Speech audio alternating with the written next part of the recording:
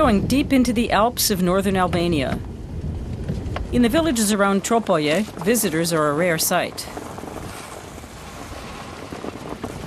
In this region, archaic traditions still hold sway, such as blood feuds over personal and family honor.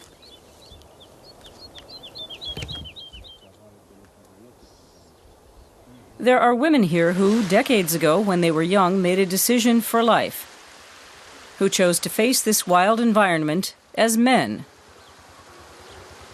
They keep to themselves, so we've sought out an organization called the Albanian Reconciliation Committee. Hopefully they can help us learn more about this ethnological phenomenon. It's early in the morning and the teachers have just arrived at the school in the village of Pla. We're looking for the sworn virgins who live in the village. Where can we find them? We are told that 2 of them still live here. Sworn virgins, also known as man-women, decide not to marry, not to start families, and instead take on the job of patriarchal head of their clan. In Europe, this custom is still found only in some Balkan countries, such as Albania.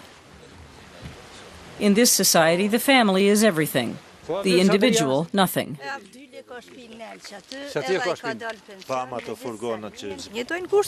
Yes, I know what you're talking about. They live in very difficult conditions. You miss out on a lot of things if you don't have a family. The teacher sends us to this house, saying someone lives alone there. In Albania, women can swear an oath before the village elders that they will remain chaste forever and wear men's clothing. They become man-women. Haki opens the door. As a child, she was still named Hakia, but she changed her girl's name into a boy's name. Our interpreter tells him we'd like to talk to him about this custom, but Haki says he, or she, is ill. Our impression is that he'd rather just avoid the attention. Up here in the Albanian mountains, the streets are mostly populated by men. And a few cows. In this society, many marriages are still arranged by the family. The couple has no choice. But if no boys are born to a clan, a girl has to become the patriarch. This is Kamaz, a suburb of the capital, Tirana. Many people from impoverished northern Albania move here to seek their fortune. We're trying to contact Shkurtan. Gianmarco here. How are you? I don't know the exact place. I'm in Kamaz right now, but I don't know where you are. Shkurtan agrees to meet us. But she says she doesn't want to be out in the open among all the stairs.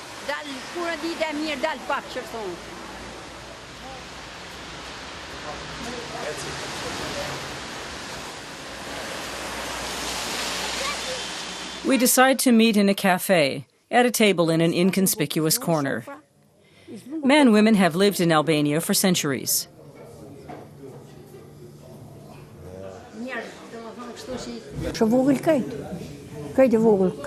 I was very young, maybe 4 or 5 years old, when I started acting like a boy. I used to wear boys' clothes. Everybody noticed. First of all, you have the idea, and you do it.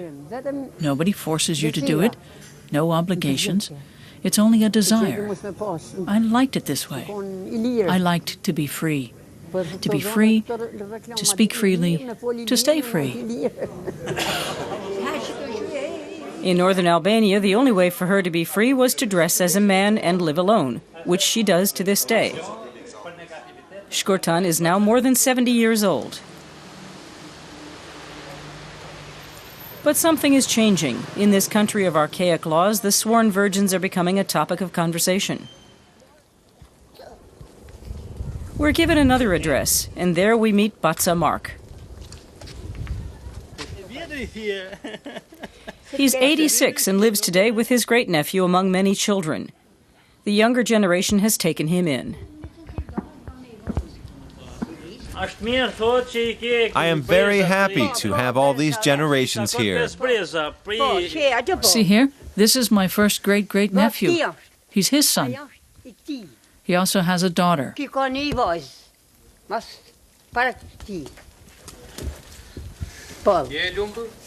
And I'm happy enough with all this. It's all our own blood. And that's what's important. Botsa came here after a life of hard work in the fields of northern Albania. For decades, he was also the head of the clan. His brother had no sons. Botsa Mark took over the house and farm. If he had remained a woman, that would not have been allowed. Botsa's brother died more than 10 years ago, leaving Botsa alone. Some offspring refused to take in a sworn virgin.